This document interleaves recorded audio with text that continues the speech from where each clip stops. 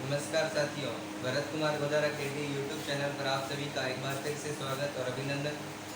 कक्षा 10वीं के अपन सेकंड नंबर पार्ट की बात कर रहे हैं, जिसके अंदर अंतःस्रावी ग्रंथियां और पाचन तंत्र डाइजेस्टिव सिस्टम की अपन बात कर चुके हैं। यहाँ पर तीसरा भाग रहता है मानव शरीर से संबंधित उत्सर्जन तंत्र, और जिसका आपको यहाँ पर फोटो दिखाई दे रहा है मानव शरीर का उत्सर्जन तंत्र।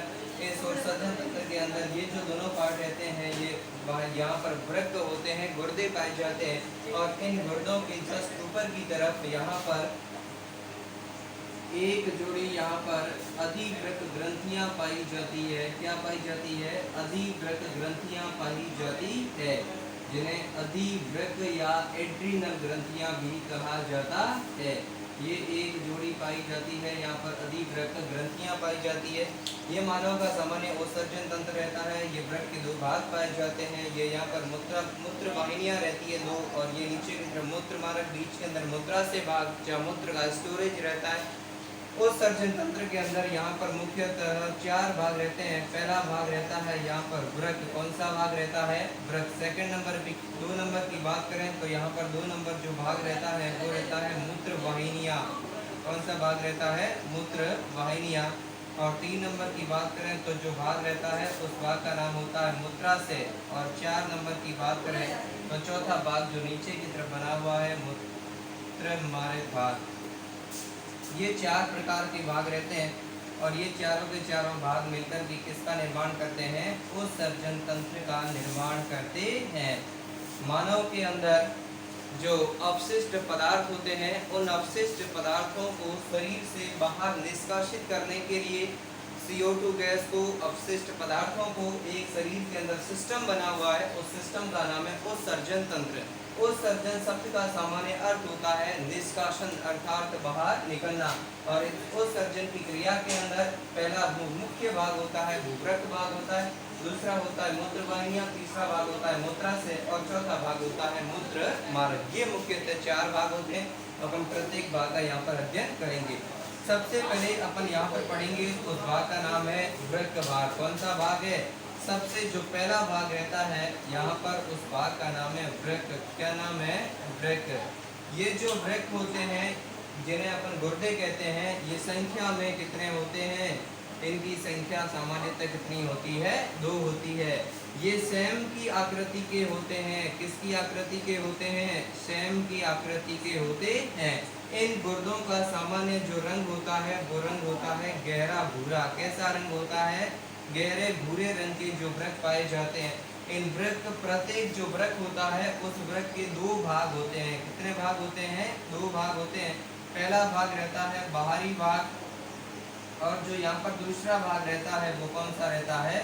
भीतरी भाग। जो बाहरी भाग होता है, यहाँ पर ये जो बाहरी भाग आपको दिखाई दे रहा है, इस बाहरी भाग को अपन ने क्या कहा था? वल्कुट। बाहरी भाग को क्या कहा जाता है?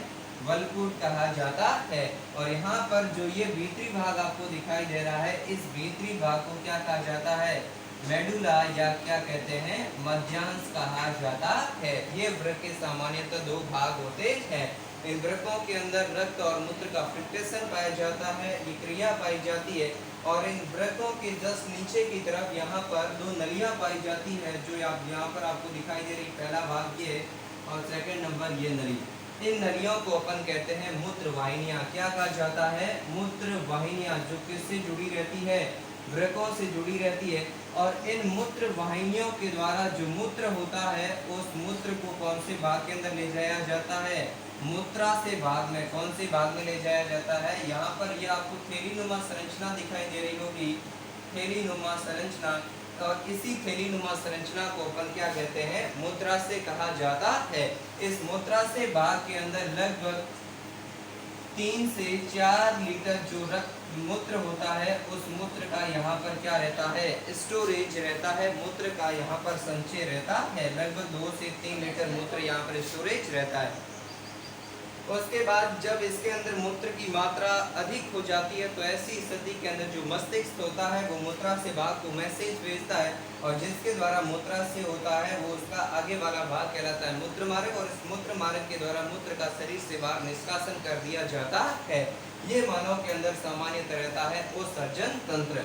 इस उत्सर्जन तंत्र के अंदर यहाँ पर सेकंड नंबर जो भाग रहता है वो भाग रहता है उसे अपन क्या कहते हैं, मूत्र वाहिनी कहा जाता है।